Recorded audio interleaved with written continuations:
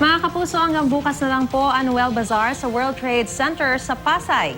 Kumustahin natin ang sitwasyon doon. May ulat on the spot si Aubrey Carampel. Aubrey!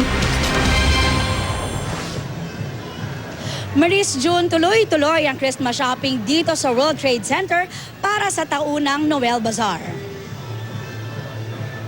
Samot-saring gamit ang mabibili sa bazaar mula sa mga damit, accessories, laruan, imported bags at branded shoes, gamit pang bahay at Christmas decor.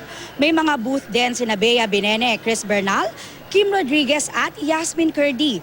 50 pesos lamang ang entrance ticket at kapag nagutom may mga food booth din. Isa rin sa mga highlight ng Noel Bazaar ay ang Tom and Carla Celebrity Ukay-Ukay kung saan pwedeng makabili ng mga gamit ng ilang Kapuso stars. Ang kikitain mapupunta sa mga proyekto ng GMA Kapuso Foundation. Bukas ang Noel Bazaar dito sa World Trade Center hanggang bukas November 30 mula alas 11 ng umaga hanggang alas 9 ng gabi. At para naman sa mga hindi makakahabol sa Noel Bazaar sa World Trade Center, magbubukas itong muli sa SMX Convention Center sa December 18 to 20.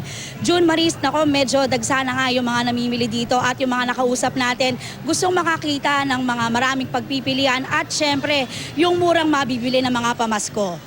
Maris, June? Maraming salamat, Aubrey Carampel.